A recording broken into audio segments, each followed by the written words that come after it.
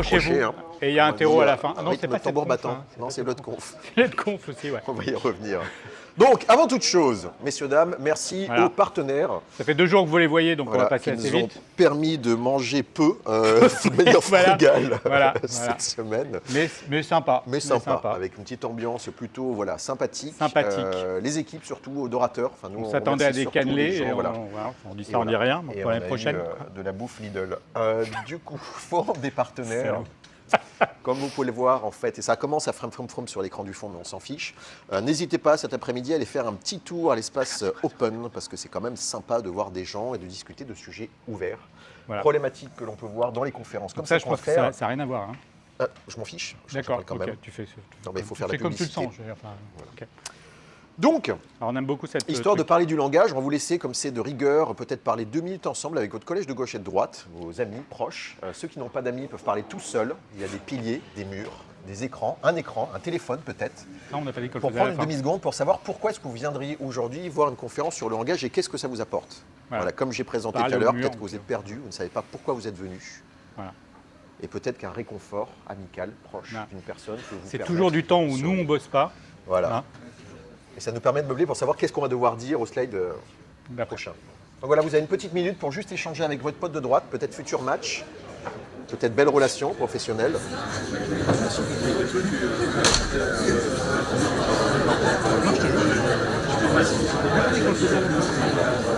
Ah, mais je t'ai envoyé le slide. Ah oui, non, c'est oui. Non, mais Je pense que j'avais dit ça. Je l'ai pas eu. On va le refaire après. super.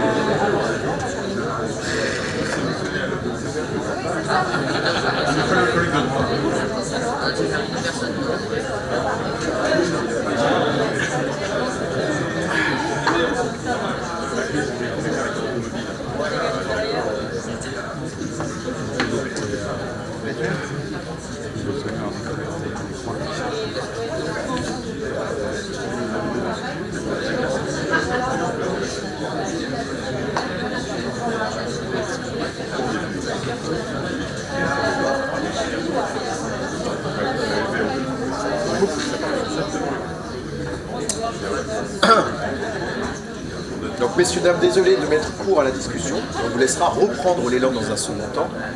L'idée est de se dire. Ah, mais merci.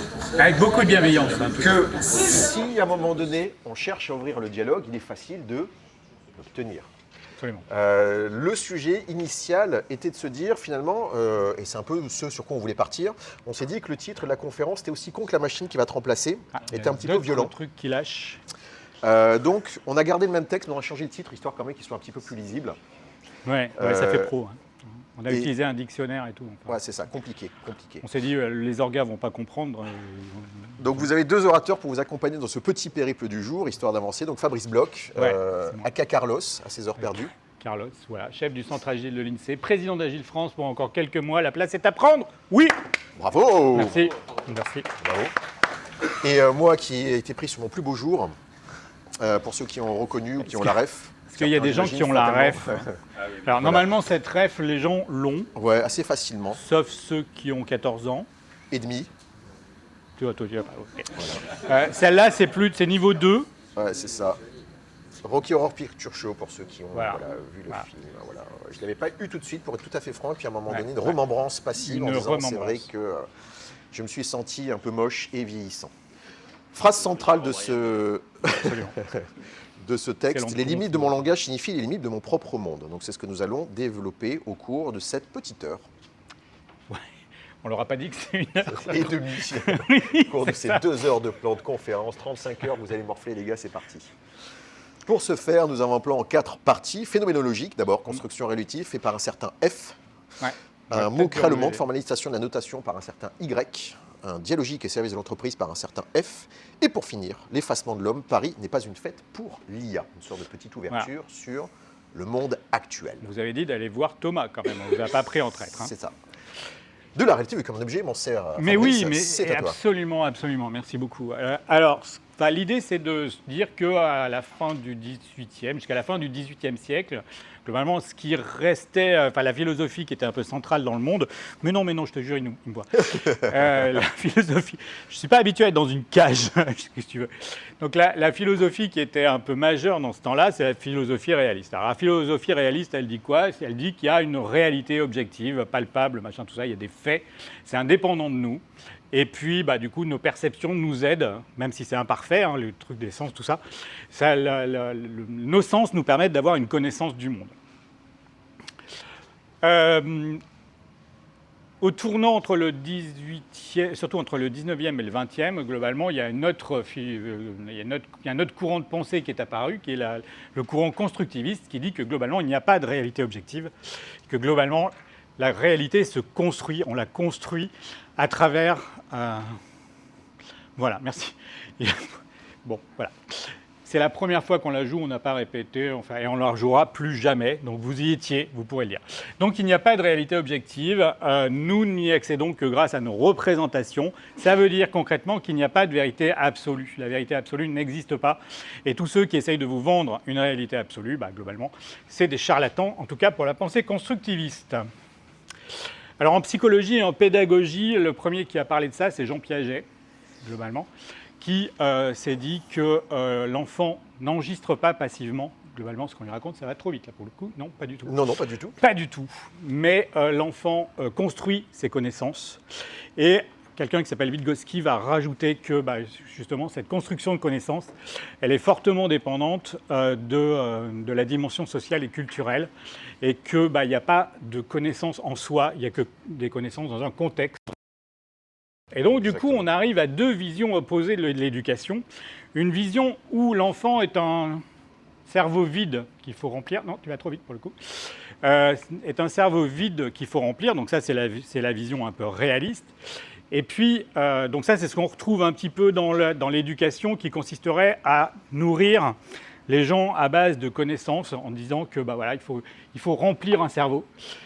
Tandis que la logique piagétienne, c'est de dire que non, la connaissance, elle se construit.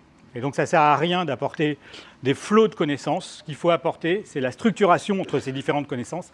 Et ça, c'est évidemment extrêmement important. Quand on va dans le côté de la science sociale, il y a un certain nombre de livres qui sont extrêmement importants.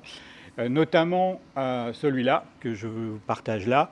Ce que dit ce livre, c'est que la façon dont nous construisons notre réalité, finalement, nos connaissances, notre compréhension du monde, elle ne se fait pas toute seule, en fait. La logique de Piaget, c'était de dire j'apporte des éléments et puis j'aide l'enfant à construire sa réalité. La logique du constructionnisme social, c'est que ce qui nous permet de construire le monde, c'est notre relation à autrui. C'est une relation de discussion avec les autres. Et donc, finalement, ce qui nous apparaît comme la réalité, c'est quelque chose qui s'est stabilisé au fil du temps et qui est accepté socialement. C'est beau cette phrase. Oui, merci, ça me fait plaisir. Donc, ça veut dire qu'il n'existe pas de fait brut, ça n'existe pas l'effet brut.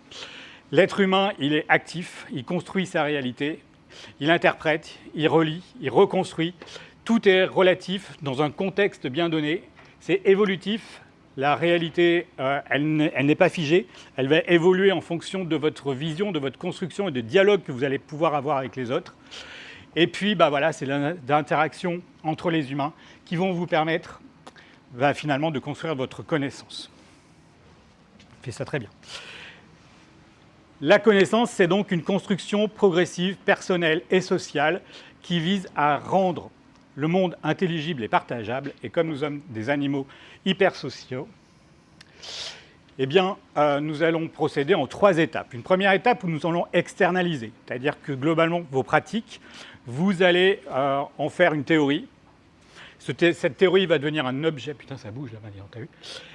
Et finalement, au bout d'un moment, quand ça va être socialement accepté, du coup, vous allez réinternaliser comme si c'était quelque chose qui allait de soi, en fait. Donc c'est la phase d'internalisation qui fait que globalement, à ce moment-là, on pense que c'est de soi. Et comme nous sommes des animaux hyper sociaux, globalement, c'est le langage qui nous permet de faire ça, ce qui fait une excellente transition.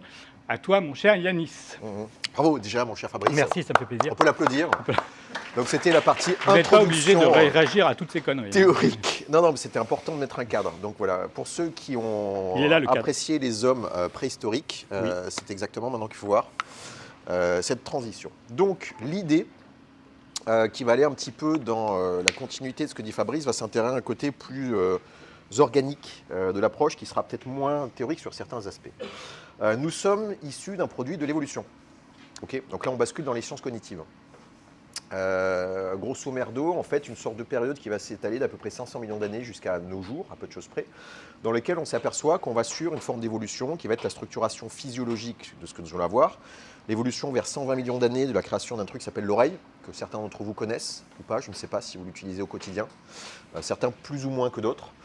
Ensuite le pouce, donc ça on s'intéresse aussi à d'autres choses, le moment où on a commencé à vraiment travailler manuellement sur les choses, c'est là où on a commencé à s'approprier des techniques de travail, et donc la voix qui est arrivée bien plus tard. La précision de la voix du développement, j'en reparlerai ultérieurement, fait qu'avant de parler, on s'écoutait, première chose. Donc ça peut être un peu stupide de rappeler comme ça, mais il est important d'arriver justement à se refocaliser dessus. Notre meilleur ami dans l'évolution n'est pas le chien, comme on pourrait le penser, mais c'est plutôt la plasticité neuronale. Calembour. Pourquoi? Parce qu'en fait, l'idée par rapport à ça, c'est de se dire qu'en fait, au fur et à mesure des actions que nous allons faire, nous allons reconfigurer la masse grise qui nous sert en fait de cerveau et qui va justement faire des ponts pour nous faciliter certaines facilitations de notre quotidien. Il y a un truc qui tape, mais c'était pas grave. C'est le rythme. C'est le popcorn. C'est totalement décousu, mais on va y arriver. Non, mais ça va. Ouais, Il y a une télé qui est en train de lâcher Ouais, là-bas. si ça prend feu, C'est pas on grave, sortira dans le calme. Il y a des extincteurs. Mm. Ben, bonjour, mesdames. Voilà. En tout cas, l'idée par rapport à ça, c'est de se dire qu'on a un fonctionnement qui est quand même assez fascinant. J'ai eu la chance, en fait, à un moment donné, de croiser Uber Eats, tiens, assez fou. Je crois qu'il était mort. Il est mort. Si je l'ai croisé après qu'il soit mort, d'ailleurs. mort. Très étrange comme échange. J'étais Oui, un peu seul. oui. Sorti de la blague, c'était un petit peu avant. Et il était fasciné justement par la manière dont lequel en fait, le cerveau était construit, en disant que c'était un des plus bels outils, en l'occurrence du monde, étant donné qu'il y a plus de neurones dans le cerveau que de planètes, en gros, enfin, dans l'univers, étoiles, etc. etc. Bon, sorti de la blagounette, c'était vraiment le fait de se dire qu'on a cette forme d'évolution qui est notre captation de notre externalité, ce que tu disais tout à l'heure, et de voir comment nous interagissons avec le monde. Plus on va interagir avec le monde, plus on va développer nos capacités physiologiques, motrices, cognitives, de pouvoir interagir avec. En moins 390, alors que l'écriture est arrivée bien avant, il y a eu des premiers écrits. Donc l'écriture, c'est moins 3400 à peu près, en mésopotamienne. Donc a été théorisée dans l'apologie de Socrate une pensée expliquant le fait qu'il y a le logos. Le logos, c'est le contexte avec la raison, le langage. Logos, assez facile au niveau, en l'occurrence, textuel. L'idée est de se dire par rapport à ça que si en fait on veut avoir une réflexion profonde sur comment est-ce que l'individu interagit avec le monde, sous-entendu deux personnes par l'altérité, ce que tu disais tout à l'heure, ça ne peut se faire qu'avec le langage. Le langage, ce n'est pas forcément le langage au sens parlé, évidemment. Ça peut être en fait par des formes, des discussions qui peuvent être par les mains, pour les personnes qui sont malentendantes notamment. Donc c'est vraiment le fait d'associer en fait une représentation d'un objet par rapport à un mot pour qu'on puisse parler de la même chose. Deux personnes qui vont parler avec une langue étrangère, sauf si elles sont bourrées, ne se comprennent pas. D'accord? Elles peuvent avoir l'illusion de se comprendre en étant bourrées, mais cognitivement, on n'a pas les mots qui justement résonnent avec l'altérité. Excellent livre, 1977 de Dubarle, donc qui est un philosophe un peu théologien, donc on va sortir sur la deuxième partie, mais qui s'intéresse à deux choses. Première chose, le langage du naturel, c'est l'homme emploie, va utiliser dans sa qualité quotidienne, en l'occurrence dialectique, ce que nous faisons là par exemple quand on est en train de parler, et un langage plutôt formalisé, langage formel, qui est le langage mathématique. Donc là où il peut y avoir un premier biais dans les discussions qu'on a avec Fabrice, c'est le fait que Lev Vygotsky était mathématicien, et donc une grosse partie de cette notion de langage s'intéressait justement à cette forme de formalisation de langage formel versus parole naturelle. Oh, on se doutait que ça allait arriver, évidemment. Oui. Salut Alain, Salut Alain, petit voilà. dinosaure. Vous allez bien? Ouais, Alors vous arrivez au meilleur moment ouais. de la conférence, Exactement. à savoir le logos formalisation du langage. Que pensez-vous, mes chers amis, de ça? Mais voilà, exactement, même moment. Donc, alors, là, ils n'ont toujours pas compris année après année, c'est qu'ils passent après nous. Après nous, c'est ça. Et que ça peut être plus dramatique encore pour la suite. Mais ça, on en reparlera. Et jouer la provoque alors qu'ils passent après nous, c'est toujours compliqué. C'est toujours un peu osé, vous voyez. En tout cas, pour revenir là-dedans, parce que c'est quand même assez intéressant. Comment il arrive à faire bouger la tête de la formalisation? C'est enregistré ce qu'on va dire ou pas là? Donc on va... Merci. c'est assez troublant. Viens, quand même, viens, leur parce que truc. quand même la caméra ne voit pas. Ouais, Non, mais ouais, c'est quand même ouais. important, histoire que les gens sachent. Et le pire, c'est qu'ils passent de la thune là-dedans, quand même, hein, C'est rappelons-le. ça. Ouais. C'est très beau. Voilà, vos frais Ça va d'inscription, C'est c'est financé. ça en fait. C'est financé. C'est financé C'est par les financé. sponsors. Par les sponsors. Ah, mais c'est Ouais. pas avec ton. Donc c'est vraiment instrument ça. que tu- va être pas pour Non. la lanière. Non, c'est pas Non, trop. non, Hein. c'est- Ouais, c'est ok. Ça pourrait Très bien, D'accord. voilà. Voilà. Ben, c'est bien ça. Elle est bien, Et ben à tout à l'heure. Hein Jusqu'ici, c'était pas mal. Attends, peut-être photo, photo, Photo, ouais. photo, photo. Là, vraiment, Voilà. c'est le meilleur moment C'est de. le meilleur moment. On est en train de Le vous foutre en l'air la que- conf, on est désolé. Allez, ça nous a à l'heure, fait vous plaisir. passez, hein. vous passez, Fais gaffe avec Bah, ton. compte sur nous. ton truc. Voilà. Yanis. Ouais, Faut ouais, qu'on bien réfléchisse sûr, un avec peu à grand ce qu'on va plaisir. vous faire, mais c'est sur quoi votre merde de votre présentation déjà? Excuse-moi, mais. Ouais, on verra, on verra. Quand je vois Le ce droit à l'erreur. Le droit à l'erreur. Ouais, si vous ok. savez pas quoi faire. Bougez pas. parce que franchement, On va vous arranger c'est pas ça. une grande Voilà. salle en plus, hein, parce que Ouais. là, Voilà. Donc ça on coupera. Hein. Je le dis, on coupera au montage. Je t'ouvre la porte ou ça va, Mabi Enfin, voilà. Sinon, ils vont dire que vraiment Agile Tour Bordé, c'est n'importe quoi. Enfin bon. Enfin, il y a peut-être des gens qui ne le savent pas encore sur tout ça. Toujours faire attention Voilà. avec eux. Voilà. Applaudissements quand même. Bravo, Pour- bravo. pour- À titre posthume, À titre posthume, petite absolument. Fabrice, voilà, Ouais. bref. Ouais. Du coup, Oui, histoire de rester quand même dans le fil directeur, après cette petite parenthèse esthétique, ô combien poétique, esthétique et poétique. Tu as raison d'en rappeler. l'idée c'est de se dire que l'être humain en fait a une capacité de penser. Cette capacité de penser fait ce que vous êtes en l'occurrence, à savoir présent aujourd'hui, parce que vous posez potentiellement des questions. Pourrions-nous nous poser des questions sans langage? Question ouverte. Donc pour comprendre la question du langage, il faut savoir comment fonctionne la communication. Donc là c'est un vrai merdier. Je préfère être tout à fait franc. C'est un petit peu les grandes théories existantes en matière de communication. Donc je ne sais pas si vous connaissez certaines particulièrement. Aujourd'hui, principalement au niveau, en fait, en l'occurrence, mathématiques, informatique, ce qui nous sert pour la plupart d'entre nous, du moins ceux qui bossent dans l'IT, c'est principalement Shannon qui est mobilisé. Pas mal de choses aussi au niveau du feedback et VNR. C'est de là comme étant quelque part la naissance de ce qu'on appelle la cybernétique. Ça parle à tout le monde, cybernétique? Ancêtre de l'informatique, hein, pour faire simple. Simplifions. Et le contexte, plutôt à droite, sur la capacité dont les gens, justement, vont co-construire le sens focus, en revenant sur des choses que tu connais, avec justement l'environnement. Donc l'idée de la conférence qu'on a, ce ne sera pas de décrire ça, c'est juste que vous partiez avec ça pour vous, mais d'essayer de choisir, en fait, comment est-ce que vous représentez, justement, ces capacités d'échange avec les autres. On sous-tend l'agilité, parce que c'est un petit peu la question de base. Quel est notre canal de communication? Qu'est-ce qu'on fait avec les gens? Comment est-ce que les gens comprennent ce qu'on dit? Et quel est le feedback qu'on a, en l'occurrence, de l'autre côté? Et ça, c'est peut-être le plus difficile pour moi à appréhender, au sens capacité de connaissance. Autre façon de continuer au niveau de la communication, donc ça, c'est un excellent livre qui m'avait été conseillé par un collègue, qui est de se dire que non seulement en fait, on a la possibilité de dialoguer et communiquer par la parole, au sens initial du terme, donc on a développé des capacités dans le temps de compréhension de nos capacités d'échange, mais il y a d'autres façons de le représenter, et notamment par l'écriture. Donc ce bouquin assez intéressant s'appelle « La domestication de la pensée sauvage ». La pensée sauvage, c'est un peu ce côté non rationnel des questions qu'on peut avoir, parce que le principe même du logos au sens langage parlé, c'est que quand on parle, si ce n'est pas enregistré, en l'occurrence par une caméra, tout passe ailleurs. Donc c'est pour ça qu'il y avait de la transmission orale. Mais la transmission orale amène de la perte dans certains cas de figure. Si jamais on est circonscrit à un tissu local, tribal par exemple, sur un environnement très fermé, on arrive à maintenir facilement un dialogue. Par contre, est-ce qu'il est possible selon vous, facilement, de diffuser à 8 milliards d'habitants en fait, des petits contes en fait, italiens, français, enfin je sais pas moi, camerounais, en fait, qui dateraient d'une certaine époque? Ça devient beaucoup plus difficile au niveau de la diffusion. Donc l'idée de Jacques Goudy a été de se dire qu'on a dû à un moment donné domestiquer cette pensée sauvage pour arriver justement à mettre des écrits, des artefacts qui permettent de maintenir la mémoire.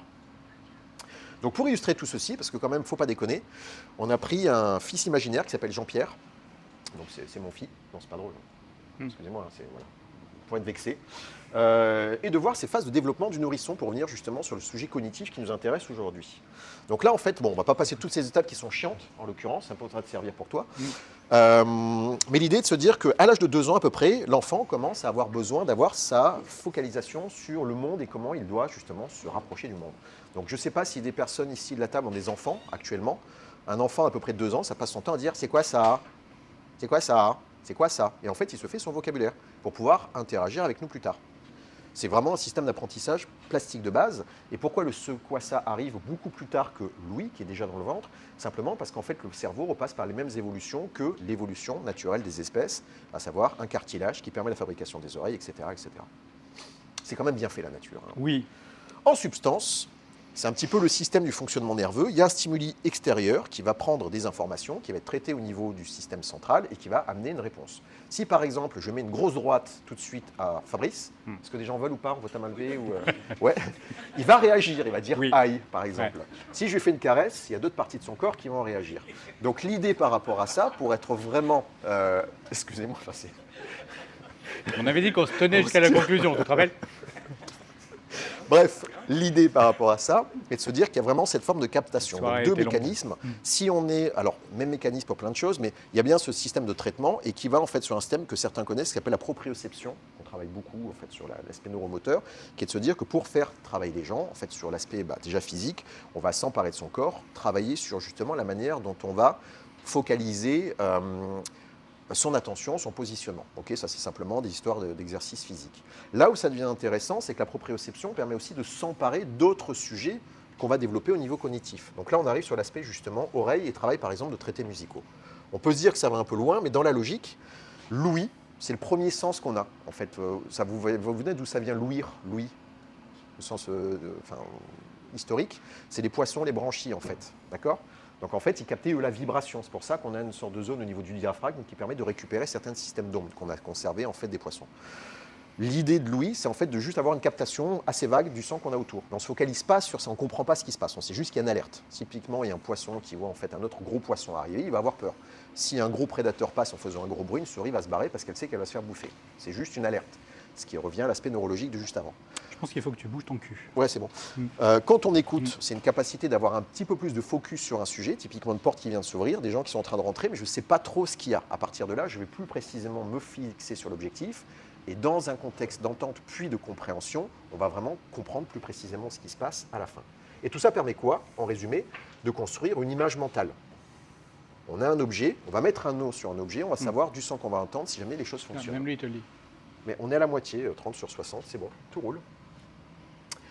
Donc dans cette logique, se posent plein de questions justement sur la formalisation de comment est-ce qu'on va fabriquer une image mentale avec les gens, sous-entendu ses enfants, mais aussi avec des personnes avec qui on travaille. Et Michel Serres a parlé d'un sujet intéressant qui sera finalement une ouverture sur la dernière partie du texte, mais ça on en reparlera, de se dire qu'à un moment donné, on est non seulement pris par le flux de nos capacités de communication avec nous, mais il existe derrière une technostructure, technoscience. Ce que je veux dire par là, c'est qu'en fait, il y a des nouveaux objets qui viennent polluer ce qu'on fait au quotidien. Comment est-ce qu'on doit savoir communiquer avec les gens si on n'est plus en communiquant face à face, mais si on a, comme tout le monde sur la table, des écrans, des ordinateurs et tout un tas de choses qui viennent polluer l'espace justement de diffusion de la connaissance. Donc pour ce faire, et c'est un modèle que je commence à accepter en ce moment, est-ce que des gens connaissent Varela? Non? Ça parle à certaines personnes? Donc ça, je vous conseille de lire ce bouquin, un peu difficile à trouver, mais qui est assez relativement intéressant, qui rentre sur justement ton constructionnisme social, de se dire que la base de ce système est de se dire l'homme fonctionne sur un système où il est configuré pour pouvoir interagir avec, parce qu'on a des sens, on a une capacité de le faire, et en fait, on va être toujours dans une espèce d'interaction continue entre nous et comment on se positionne face au monde, en quelque sorte. La schématisation est la suivante. On va avoir une sorte de système ou individu ou collectif, nous-mêmes, qui va être un réseau de résonance interne, en l'occurrence notre cerveau, les valeurs qu'on va partager avec les gens avec qui on est, etc. Et en fait, on va avoir un couplage avec l'environnement. Et donc, d'un point de vue cognitif, là je suis vraiment dans les sciences cognitives, notre cerveau va se structurer sur la manière dont on va interagir avec notre environnement. Donc le constructionnisme social repose pour partie sur le fait cognitif de l'inaction. Ça se retraduira exactement de cette façon-là, toute simple. Disons que je vais apprendre à faire des choses, je vais faire quelque chose et il y a le jeu. Et pareil pour le nous, c'est une espèce de spécification à gauche individuelle, à droite collective. Je fais quelque chose, ce quelque chose va nous montrer comment on va apprendre à faire quelque chose et comment on apprend à apprendre. C'est un peu savoir la connaissance de la connaissance. Je connais quelque chose, je sais pourquoi j'ai acquis quelque chose et comment je vais interagir avec mes connaissances. Et de là, il y aura plusieurs boucles de rétraction avec l'environnement pour que ces choses s'inscrivent profondément en nous. Ce qui arrive sur une sorte de petite première conclusion sur le sujet, en disant que dans la logique, le fait est que la réalité, cette phrase, est construite à partir des habitudes linguistiques de groupe. Si typiquement vous travaillez avec des gens, je ne sais pas si certains d'entre vous parlent une langue étrangère, assez quotidienne et le maîtrisent suffisamment bien, il y a des concepts qu'on ne peut pas traduire d'une langue à l'autre. Donc il y a bien des idées, des choses dont sensiblement je ne pourrais pas partager avec les autres. Quand on partage par exemple une activité dite multiculturelle, il y a toujours un biais qui est le fait de dire la personne en face ne comprend pas toujours, ne serait-ce que sur l'aspect humoristique. Si les gens ont fait des blagues dégueulasses françaises, comme on aime bien l'humour un peu noir, ça passe très mal dans certains autres pays. En Inde par exemple, enfin au Maghreb, en Chine d'ailleurs aussi, c'est des fois un petit peu compliqué. Donc c'est là où on en revient sur une dernière acceptation, avant de transiter prochainement sur Mr Fabrice, qui est de se dire que toute la logique justement du signal qu'on peut avoir, c'était ce que j'avais partagé en slide précédent, on a un dialogue, un discours qui est entre nous-mêmes, notre capacité de traitement et le bruit qui va être justement des choses qui vont être mises ensemble, peut-être potentiellement dans l'entreprise. Donc certains appelleront ça manipulation, d'autres peuvent appeler ça par exemple la propagande. Comment est-ce que justement on va arriver à distiller un message négatif avec des gens et transformer la manière dont les gens vont se faire leur représentation du monde. Donc ça vous parle peut-être des choses comme Franck Lepage, conférence gesticulée, etc. pour certains. C'est exactement ce travail, c'est retraduire en fait comment est-ce que des mots vont nous amener à ça. Donc là, un excellent livre qui est un petit peu bourrin sur l'aspect propagande, en l'occurrence, nazi, mais qui revient exactement sur la même chose, de dire en fait on va créer un mot, et c'est Orwell, hein, c'est 1984, on va créer de novlangue, et cette novlangue, dans le milieu de l'entreprise, peut vous amener à une difficulté d'appréhension du monde. Donc une fois qu'on a traduit des choses qui n'allaient plus, en fait, on peut faire passer un petit peu tous les messages. Et c'est là où on peut avoir de l'aliénation, de la déshumanisation dans le lieu professionnel, en l'occurrence, ou des mots qui sont dans des pertes de sens. Et quand on est dans une perte de sens, qu'est-ce qui se passe? Potentiellement un burn-out. Donc je ne dis pas que l'aliénation amène au burn-out, mais ça peut être un gros facteur déterminant. Exemple à droite, donc je pense que vous connaissez très bien pour la plupart d'entre vous Zucchi, pour ne pas dire Mark Zuckerberg. Est-ce que certains ont vu l'évolution, par exemple, du mot plan social, qui était avant un plan de, comment ça s'appelait, licenciement? C'est exactement la même chose. On est d'accord, hein. Sauf qu'on a changé, le mot était peut-être pas assez sexy, donc on a trouvé un mot qui était un peu plus sympathique pour faire passer la pilule plus facilement. Et c'est exactement cette espèce de retravail continu qu'il y a avec ça. Donc le bruit, en fait, en l'occurrence, peut expliquer pourquoi, dans certains cas de figure, certains animaux n'arrivent pas à reconnaître en fait que les choses ne sont pas damnées sur ça. Donc ça, c'est simplement pour Halloween. Oui, en disant oui. il peut y avoir des horreurs qu'on peut voir, et c'est simplement, est-ce que le chien sait que le chien n'est pas un chien? Est-ce que l'on sait que notre conjoint est notre conjoint ou pas notre conjoint? Est-ce qu'on sait qu'on travaille avec des gens qui ont peut-être aussi une sensibilité? Ouverture. L'entreprise vue comme un dialogue. Mais absolument, cher ami. Du coup, voilà, notre propos, hein, donc, on est revenu un petit peu sur la phrase initiale de Wittgenstein. Hein. Enfin, effectivement, c'est bien les mots qui structurent notre réalité. Il n'y a pas de réalité qui existe. C'est grâce à ces mots qu'on arrive à la structurer. Alors, il y a 2 bouquins qui sont fondamentaux sur ce sujet-là et qui montrent qu'effectivement, nous sommes des animaux hyper sociaux. Le premier, qui est probablement le plus connu, Sapiens, dans ce bouquin, ce que l'auteur montre, c'est que ce qui nous a permis de subsister en tant qu'espèce, c'est notre capacité à nous raconter des histoires collectives, à y croire et à construire des mythes à travers ça. C'est ça qui nous a permis de survivre à l'évolution, alors que probablement d'autres espèces, peut-être mieux câblées que nous, finalement ont disparu. Le deuxième, ce Social, qui est un peu moins connu. Dans le bouquin, l'auteur montre que nos besoins de discussion, d'avoir un rapport avec l'autre, est quasiment au même niveau, voire supérieur à notre besoin de se nourrir et de dormir, d'avoir un abri. C'est-à-dire qu'on est vraiment câblé pour être des animaux hyper sociaux. C'est plus important que même le bas de la pyramide de Maslow. Calmez-vous devant là. Sinon Oui, on aurait pu citer Daniel Gilbert, mais on ne l'a pas fait. La citation de Daniel Gilbert, effectivement. Voilà, donc du coup, l'être humain, on construit notre réalité par le dialogue, et par le dialogue avec nos pairs. Et il y a quelqu'un qui a formalisé ça de façon extrêmement intéressante, et qui n'est pas du tout connu, et c'est vraiment dommage, parce que c'est un des théoriciens de la littérature, il s'appelle Mikhail Bakhtin. Et il a écrit des livres sur la poétique, sur la théorie du roman et des choses comme ça. Et notamment, ce qui l'a intéressé, cet auteur, c'est comment se passe le dialogue, notamment chez Dostoïevski. Et ce qu'il s'aperçoit, c'est que finalement, un dialogue n'est intéressant qu'à partir du moment où il y a plusieurs voix. Et finalement, c'est ce dialogue qui est évolutif, qui permet de faire les choses de manière un petit peu sympa. En effet, ce qu'il dit, c'est que finalement, toute parole est une réponse à d'autres paroles et elle-même d'autres réponses. Donc du coup, c'est un cycle sans fin, finalement, ce dialogue. Ce dialogue, c'est vraiment un flux continu. Et donc, ça veut dire que la réalité qu'on construit à travers ce dialogue, elle évolue sans cesse. Et c'est ça qui est effectivement intéressant. Donc, le sens, très important, le sens qui, aujourd'hui, n'est pas en recherche de sens, ça ne préexiste pas, finalement. Il n'y a pas de sens en soi. Le sens, on va le construire. Le co-construire, d'ailleurs. Et le co-construire, absolument, parce qu'il se construit dans la relation. Alors, si vous êtes agiliste, ça vous dit peut-être un truc, là, les individus, les interactions, tout ça. Et du coup, le dialogue, il est toujours, il est construit avec quelqu'un dans une relation. Et du coup, le sens, il porte toute la trace des autres voix. Alors, quand on va parler de choses, mais c'est peut-être un petit peu plus loin, ça. On n'est pas là pour rigoler, on est très sympa avec nos idées. Mais demain, non, pas demain. Lundi, on va retourner au boulot pour certains d'entre nous. Et probablement qu'on se dit que notre boulot, c'est d'arriver à faire bouger les choses, à faire changer un peu l'entreprise, des choses comme ça. Alors, qu'est-ce que Bakhtin nous dit par rapport à ça ? Toute transformation, qu'elle soit organisationnelle, culturelle ou numérique, c'est fondamentalement un dialogue. Ça veut dire quoi ? Ça veut dire qu'un changement ne se met pas en œuvre de manière linéaire. Ça n'existe pas. Parce que comme tout dialogue, finalement, ça passe par des moments, ça revient, ça s'éloigne, ça repart. Et c'est ça une transformation finalement. Et finalement, ce qui est important, c'est pas tant le message initial que comment les différents locuteurs vont s'en emparer. Et ça me semble assez fondamental. Et donc, ça a 3 implications dans le cadre de la transformation et notamment la transformation des entreprises. C'est que les voix des dirigeants, des managers et des agents participent tous à la construction du sens. Tous à la construction du sens. La voix du patron, c'est une voix parmi les autres, et pas plus. La voix du consultant, c'est une voix parmi les autres.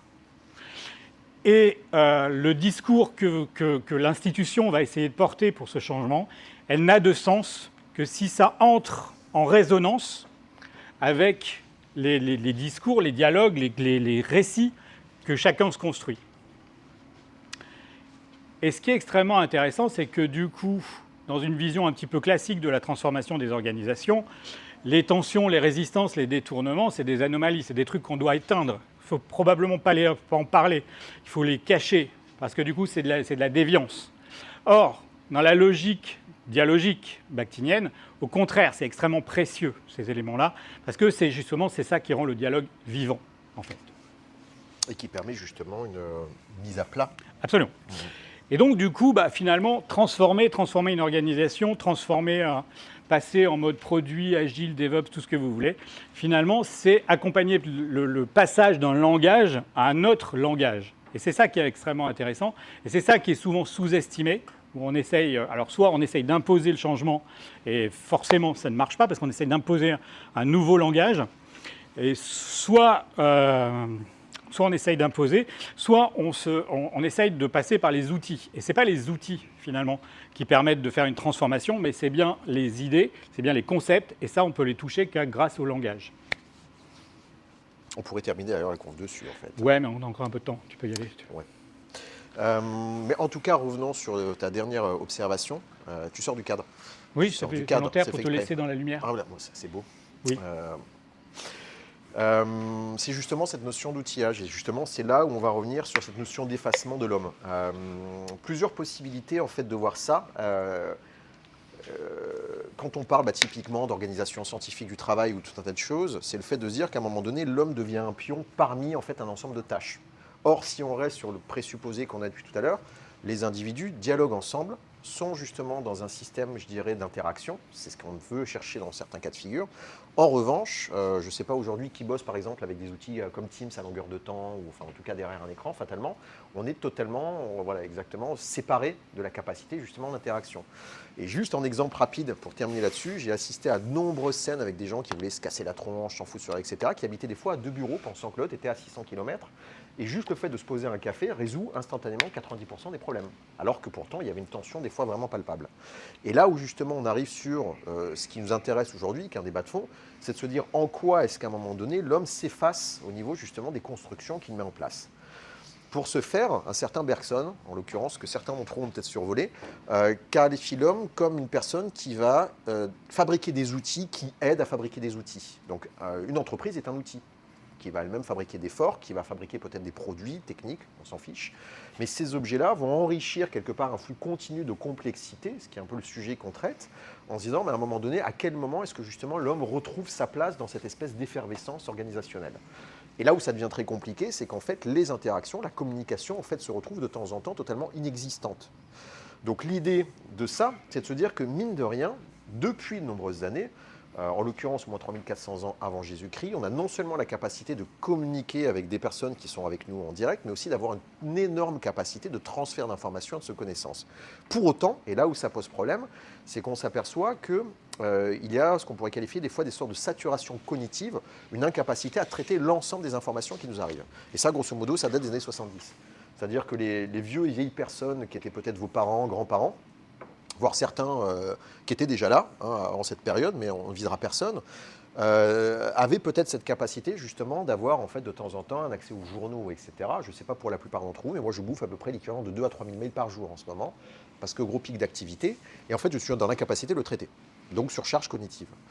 C'est ce qui sont en train d'arriver, en l'occurrence, avec l'IA. Je pense depuis 2022, vous avez vu un petit peu ce merdier. Ce n'est pas pour faire une conférence de plus sur l'IA, mais c'est d'interroger en quoi, justement, l'IA vient rajouter en fait, une couche de complexité dans les interactions humaines qu'on peut avoir aujourd'hui. Donc, certains d'entre vous, j'imagine, connaissent le cargo cult. Ouais. Donc, le cargo cult, c'est un peu ce qu'on vit avec l'IA aujourd'hui.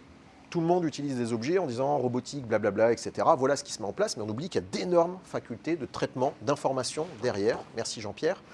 Et là où ça devient problématique, c'est qu'on ne se rend pas compte de tout ce qui est traité potentiellement à notre insu quand on utilise ce genre d'outils. Alors qu'une fois de plus, quand on est en frontal avec une personne, un autre humain, fatalement, on va être sur un système, comme je disais tout à l'heure, de dialogue, qui justement permettra de concevoir la même base de réalité. Comment construisons-nous une réalité si tout le monde passe par des Teams, des serveurs et des machines comme ça sans savoir exactement ce qui est utilisé à leurs dépens? Donc question sur la complexité des entreprises. Si on reste sur Michel Serres, 3 aspects que je trouve hyper intéressants, donc c'est un peu un sujet de thèse que je suis en train d'écrire en ce moment, c'est de se dire que là on a une accélération du temps vis-à-vis du rapport au temps. Quel est notre rapport au temps aujourd'hui? Moi j'ai un sommeil pourri parce que je bosse très tard. Pourquoi? Parce que les outils me permettent de travailler très tard. Quand on bosse sur du Trawid par exemple, ça arrive peut-être à certains d'entre vous, on a accès continuel à l'information. À partir de quand est-ce qu'on considère qu'on ne travaille plus? Moi c'est quand ma compagne vient m'engueuler. À peu près. Ce qui est une bonne façon de dire stop. Rapport à l'espace, pour rester dans un exemple concret, j'ai des interactions assez intéressantes avec ma mère par rapport à typiquement le voyage. Je ne sais pas si beaucoup d'entre vous ont voyagé jeune, il y a de ça des années. Les premières fois que je pouvais donner des informations quand j'étais jeune, ça m'était à peu près l'équivalent d'une semaine à 2 semaines pour arriver. En disant je suis bien arrivé, tu as reçu une lettre, tu es contente. Récemment, je suis parti en voyage à l'étranger, ma mère m'a appelé 27 fois en absence parce que je n'avais pas donné de nouvelles. Inquiétude, stress, parce qu'elle n'arrivait pas à savoir si j'étais toujours vivant. J'avais fait 500 km. Là où c'est compliqué, c'est qu'on a cette instantanéité de l'information qui n'est plus gérable par nous-mêmes. Le discours asynchrone, l'écriture, fait qu'on peut prendre le temps dans la lecture, dans le dialogue, on va prendre le temps d'écouter, ce que je mentionnais tout à l'heure, et après de parler pour donner son opinion. Est-ce que sur un Teams, on peut vraiment dialoguer avec les autres? Je ne suis pas forcément sûr. Et là, on arrive sur la conclusion, qui est en fait celle qui est l'ouverture finalement de notre conférence, c'est de se dire que là, on commence à avoir cette capacité en fait d'extraction de nos capacités cognitives, mémoire par le livre, faculté de souvenir. Qui prend plein de photos avec son téléphone, j'imagine, pour parler des souvenirs? À peu près tout le monde. Qui prend du temps pour les regarder régulièrement?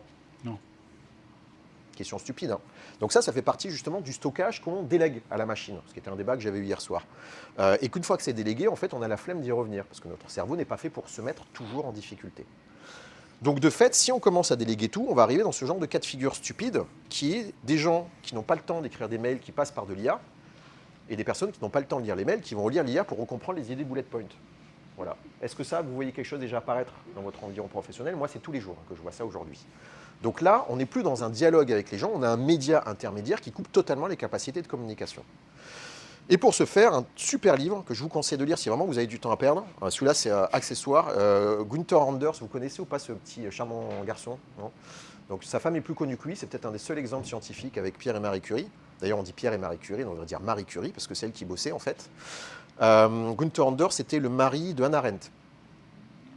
Accessoirement, il a écrit pas mal de bouquins qui sont totalement passés en second plan, dont celui-là qui explique justement l'obsolescence de l'homme. Il parle de l'onde prométhéenne, que je trouvais hyper intéressant, c'est juste un chapitre du livre, qui explique le fait qu'à un moment donné, l'homme s'efface devant sa création et en fait est finalement dépassé par elle, complexe quelque part, et a une honte par rapport à ses capacités. Et aujourd'hui, tout le monde parle du remplacement de l'IA, parce qu'on n'est pas aussi fort que l'IA.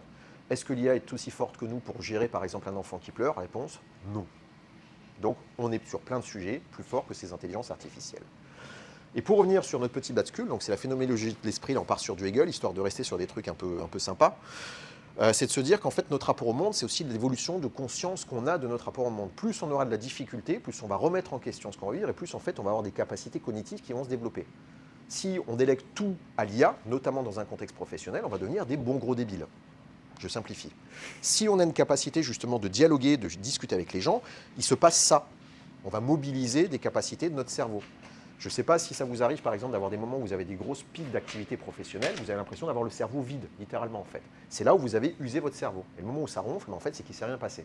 Donc si vous êtes toujours, une fois de plus, assisté par des machines avec aucune sensation de mollesse dans le cerveau, d'avoir les sensations des synapses qui saignent, littéralement, en fait, enfin, moi, ça m'arrive de temps en temps en ce moment, un peu plus que d'habitude, c'est là où j'ai l'impression d'avoir une sorte d'évolution dans mes capacités de traitement. Et là où ça devient très intéressant, devant beaucoup écrire en ce moment, j'étais plutôt mauvais en écriture il y a un an. Aujourd'hui, j'écris à une vitesse monstrueuse. Pas parce que je suis plus intelligent qu'un autre, juste parce que j'ai mobilisé ces parties cognitives de mon cerveau.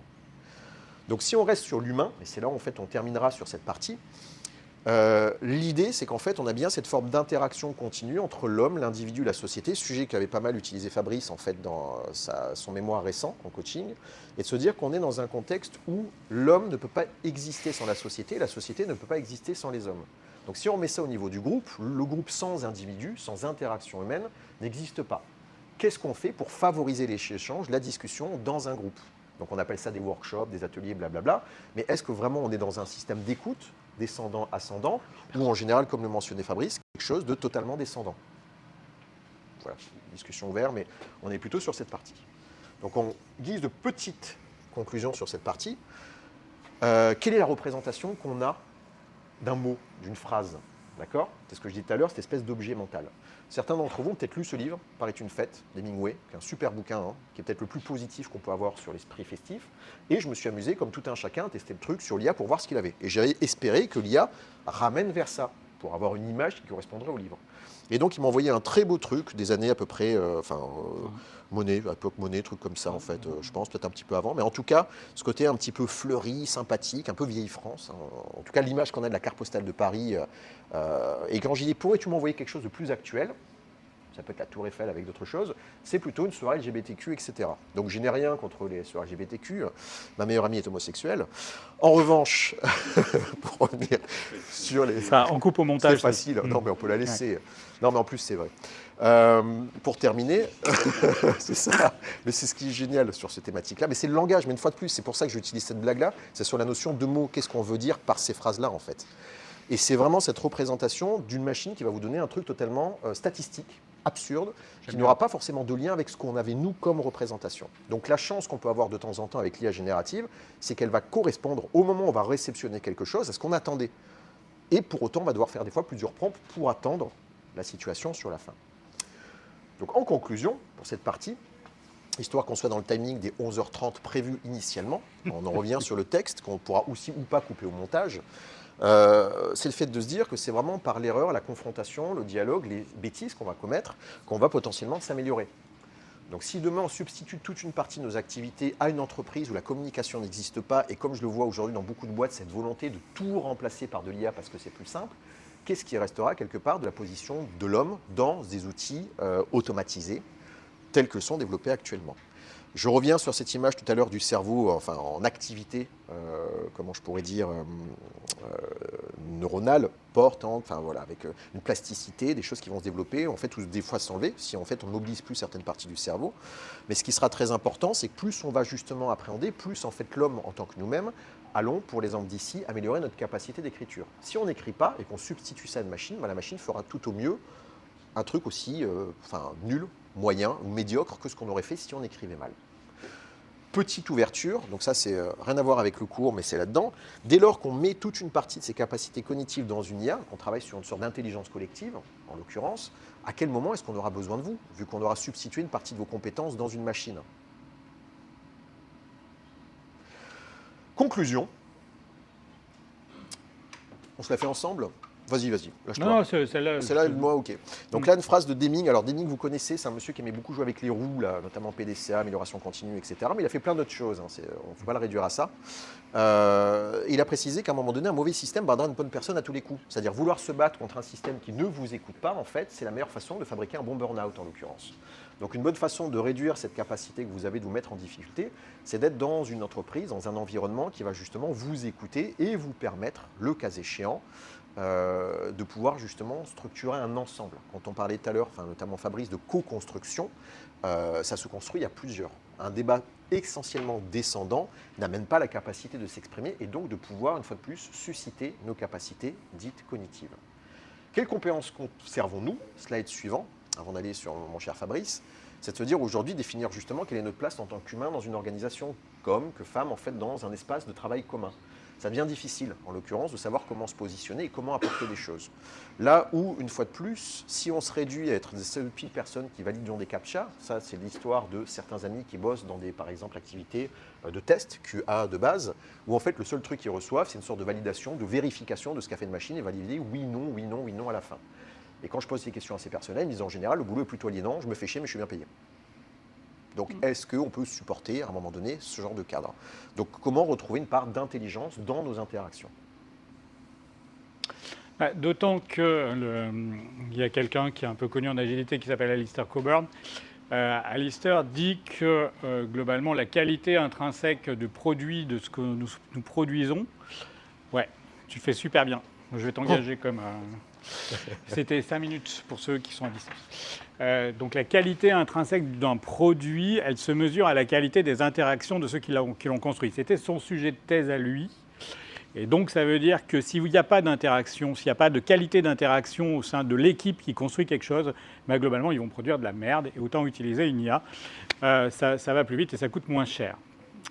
Ce qu'on constate, toi et moi, je pense que oui, globalement, c'était toujours le slide d'avant, c'est que tout ce qu'on constate aujourd'hui, c'est que quel que soit l'endroit où on va, les problèmes rencontrés dans les entreprises sont fondamentalement des problèmes de langage. C'est la raison pour laquelle on a voulu faire cette conf. Dans 95% au moins des cas, c'est un problème de langage, soit effectivement parce que les gens ne se comprennent pas, ils utilisent des termes ils utilisent des termes qui sont polysémiques, c'est-à-dire qu'ils ont plusieurs sens, et chacun donne le sens qu'ils veulent. Voilà. Alors ça, dans les transfos DevOps, par exemple, ça marche très très bien. Ça, c'est un problème assez récurrent. Soit c'est un problème où on essaye d'imposer le langage à l'autre, son langage à l'autre, et ça ne se passe pas bien, même quand on est patron. Soit effectivement, c'est des problèmes de dialogue qui ne se font pas, c'est de dialogue de sourds. Et du coup, les problèmes n'avancent pas, se cristallisent et on franchit toutes les étapes finalement de l'horreur vers une situation qui devient strictement ingérable, même par la qualité de coach que vous pouvez avoir, les gens qui sont en face de moi, évidemment. Un exemple qui peut être intéressant d'une transformation que j'ai faite récemment, c'était est-ce que des gens connaissent des matrices comme ADKAR, par exemple, sur les systèmes d'accompagnement au changement? Voilà.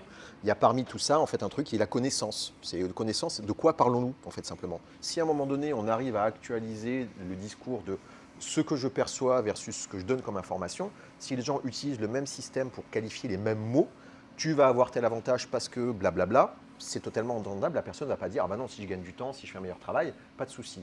Si par contre il y a des choses sous-jacentes qui ne sont pas verbalisées, absence de connaissance réelle, tacite de ce qui va se passer, là amène la défiance, la méfiance, etc., etc.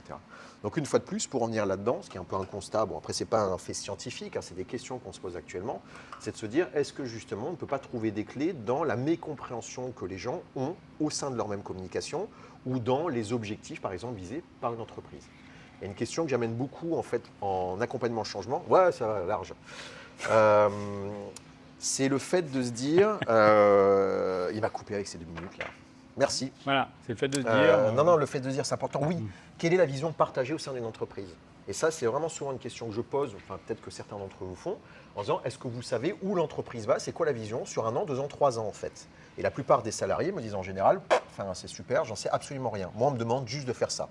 Donc ça s'appelle quoi? Ça s'appelle les bases de l'aliénation, en quelque sorte. Et si le système est mort, partez. Donc c'est dire simplement, des gens connaissent cette théorie du cheval mort ou pas? Alors certains oui, d'autres non, donc on va faire pour ceux qui disent non.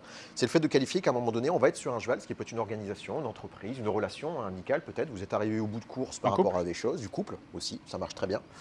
Enfin, ça marche très bien, non, ça marche plus, mais en tout cas, la représentation marche très bien. Et qu'en fait, une fois que ça marche pas, on va essayer de faire plein d'efforts pour essayer de maintenir un élan. Sauf que si l'animal est mort, on peut faire ce qu'on veut, ça ne fonctionnera pas. Donc, qu'est-ce qui peut faire que l'animal ressuscite? C'est qu'on va créer un nouvel appareil qui va être un nouvel animal. Mais si l'infrastructure ne fonctionne plus, c'est très difficile d'investir de l'énergie et du temps pour créer quelque chose qui soit justement en base fonctionnelle. Donc quand on dit partez, c'est vraiment le fait de dire qu'il peut être quand même nécessaire d'essayer de protéger le plus possible un environnement quand il existe, mais si votre voix n'est pas entendue, vous allez finalement vous battre seul contre des fantômes, ce qui s'appelle Don Quichotte, un combat perdu d'avance. Maintenant, se battre contre Voilà. les fantômes aujourd'hui, c'est la Autant classe. que se battre contre les fantômes, c'est Halloween. Ouais. C'est bon pour ça? Super. Donc petite anecdote pour finir, parce que Pierre Desproges est toujours bien situé. Moi, je l'aurais pas mis. Voilà. Moi, je l'ai fait mis parce que je l'ai trouvé drôle. Et c'est de se dire à partir, c'est de partir au bon moment. Parce que partir trop tôt, des fois. Parce qu'il y a même un fondement philosophique derrière ça. Mais c'est pour bien vous dire. sûr, C'est c'est exactement la base. Le métier. Hein, Ne pas partir, ce que je dis, ne pas partir trop tôt. Partir à un moment donné, mais au moment juste. Parce que des fois, une transformation peut s'augurer et c'est un peu le fait d'avoir perdu une énorme quantité d'énergie pour pas grand-chose. Et regarde, Et messieurs, dames, bravo. maintenant, après ceci, partez et dialoguez tous ensemble. Merci à vous pour votre écoute.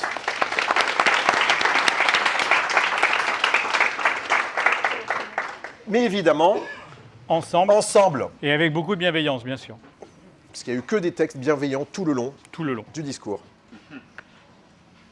C'est ça? Bah, je crois. Hein. Bah, je crois. Monsieur le chef, on fait quoi?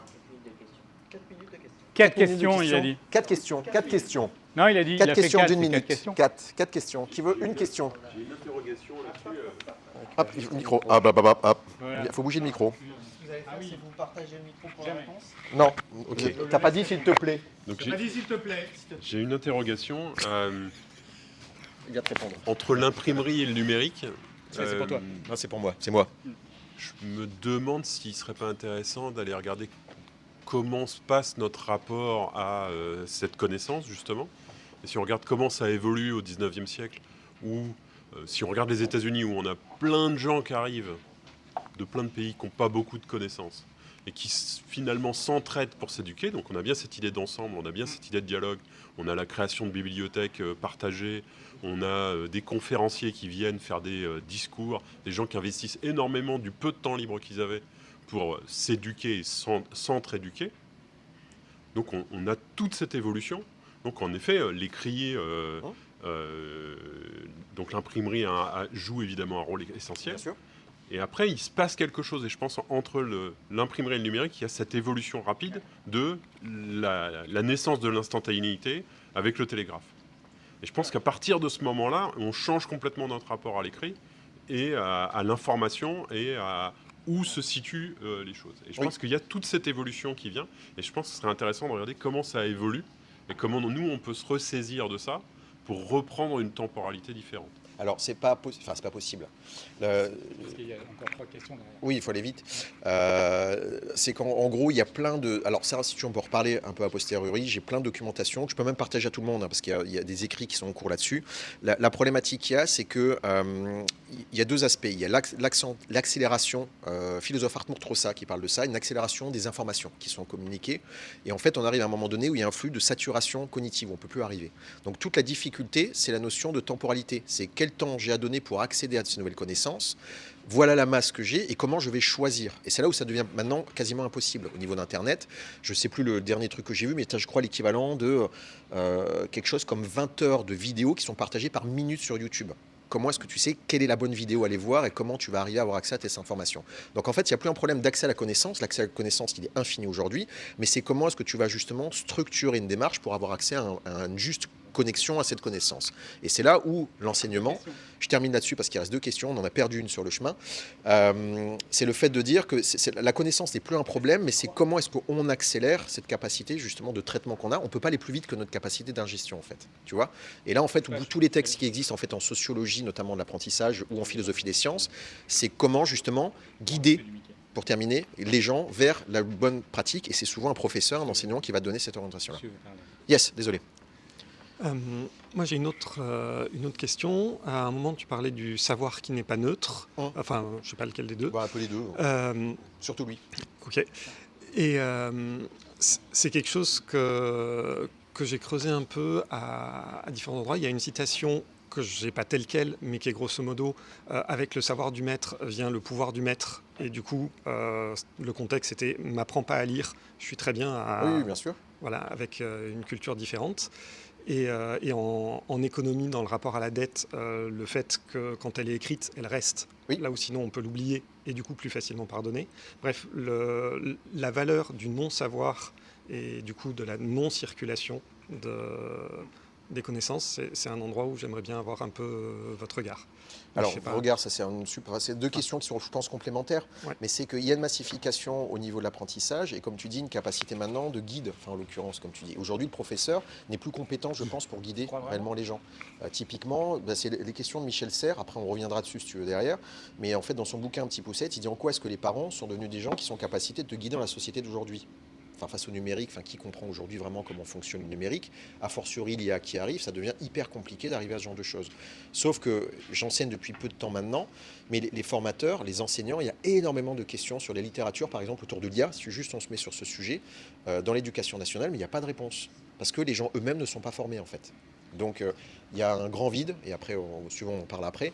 Mais pareil, c'est à mon avis un champ énorme d'analyse, sauf qu'aujourd'hui, les gens ne sont pas formés pour être en capacité de comprendre et appréhender, je pense, la complexité du monde. Moi, j'ai une petite frustration, mais on pourra en discuter après.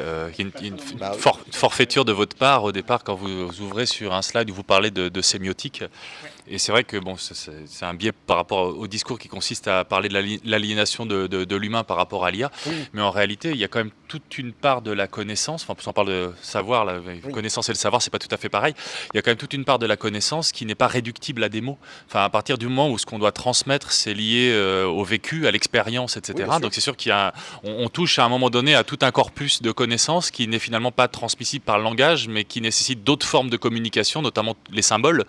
Et peut-être que c'est justement sur ce domaine de transmission-là que l'homme a quand même encore énormément de marge de manœuvre par rapport aux IA. Alors, Ce que dit Wittgenstein, je te laisse Wittgenstein, mais reprends le bouquin de Jack Goody, on en parlera parce que ça répond pour partie à ça. ce que dit C'est la réponse de... Voilà, je te réponds de fin. Ce que dit Wittgenstein, justement, c'est qu'il n'y a pas de choses qui soient indicibles par des mots. Voilà. Alors après, je te suggère la lecture de son bouquin. Mais globalement, si tu n'es pas capable, effectivement, les limites de mon langage, c'est les limites de mon monde. Donc il n'y a rien pour lui, et moi je suis assez aligné avec lui, qui ne soit pas transmissible par des mots. Voilà. Donc des trucs qui seraient transmissibles par des sensations, machin, tout ça, ou des symboles, ou tout ce que tu veux. Symbole, c'est des mots qui sont derrière, de toute façon. C'est un langage. Alors, je termine, mais Ouais. dans la définition, On a encore 3 questions, je crois. 3 questions, il y a encore. Non, tu avais dit 2 tout à l'heure, questions. Non, mais on blague, on y va. Donc, on en parlera après, mais voilà, c'est la notion de symbole. Le symbole, comme il a dit, est une façon de stipuler un langage à partir du moment où on est d'accord sur le symbole. Et pareil pour le mot. Mais on doit y aller. Merci beaucoup d'être venu là. N'oubliez pas le forum des partenaires. Ouais. Forum des partenaires.